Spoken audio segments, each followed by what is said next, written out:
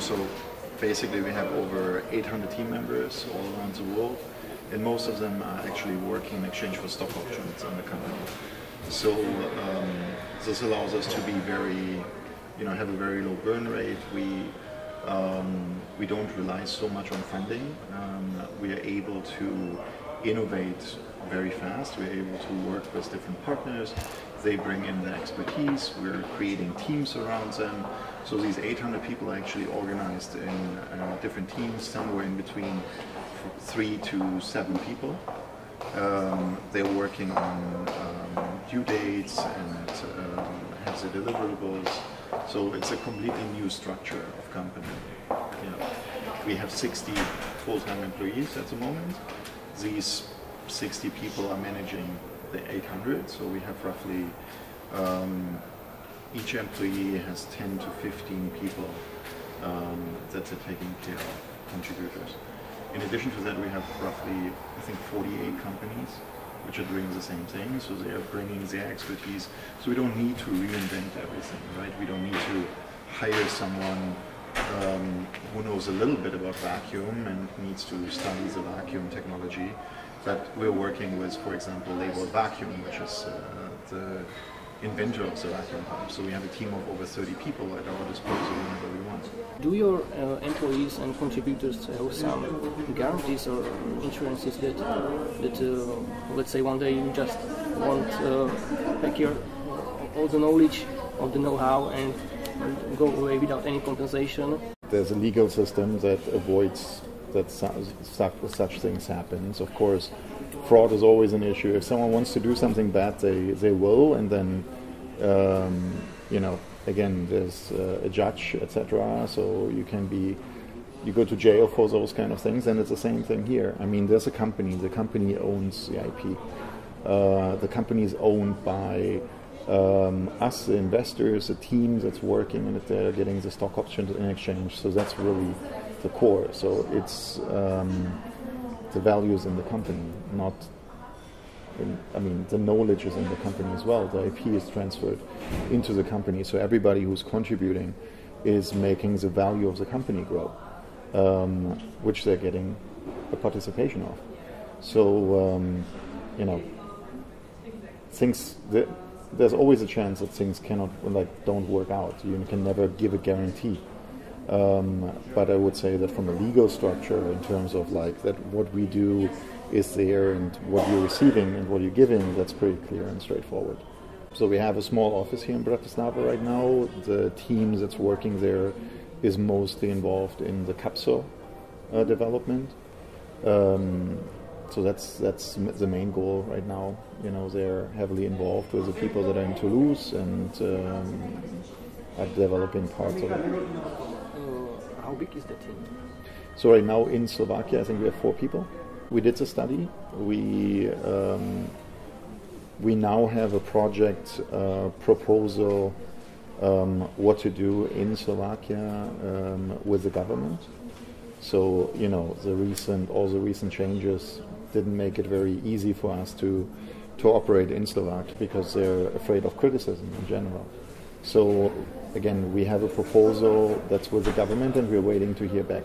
It's mostly about actually creating the resources necessary here in Slovakia. So an investment from our end together with the government. So we work now with several governments around the world and are doing similar structures where we invest our resources and our money into the regions, and we're receiving the support from the government. But again, in Slovakia, it has been a very, very long process.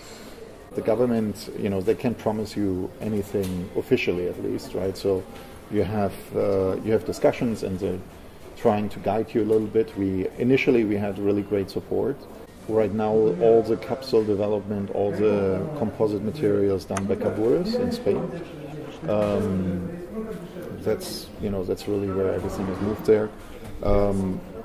I'm not completely sure, because I'm not managing all the partnerships, which Slovakian companies. I know we have several contributors in Slovakia. The team is working constantly together with Slovakian contributors. We did some collaboration with universities here. So there are ongoing projects. We're using existing technologies, so technologies that has been around for quite some time and has already been developed and prototyped.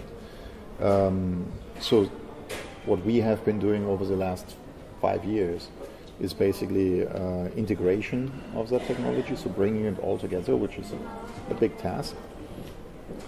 And now the biggest hurdle is to create the regulations. So we're working with safety institutes, we work with Munich Re, which is our partner when it comes to insurance. So they're the largest reinsurance company in the world. They did a risk report saying that they're able to insure our system. I'd like to ask if Elon Musk is in some sort of contact with this project. Elon Musk was a person who proposed the idea back in 2013, and at that time he said that he was too busy with Tesla and SpaceX. He wanted someone else to pick it up, and that's when we started. We used our completely new way of building a company basically to start the project off. Elon is supporting the movement, and because at the end we realized that it takes more than just being a company, it takes a movement to make something like this happening, and that's what it is today. You have several companies around the world, you have universities around the world working on the Hyperloop. You hear about it all the time. He started the SpaceX competition, so to work with the students, and is now doing the Boring Company, which is working on tunneling for the moment. But directly with us, he's not involved. In terms of technologies, and so in this project? So technology-wise, it's definitely integration, because the technology already exists. So bringing it all together is something that takes some time. Safety is a very high aspect. You're building a completely new mode of transportation, so you need to build something that is as safe as possible. And in fact, the system is roughly 10 times safer than an airplane. It just has 10 times less failure modes. The biggest obstacle, as I mentioned earlier, is creating a new legislative framework.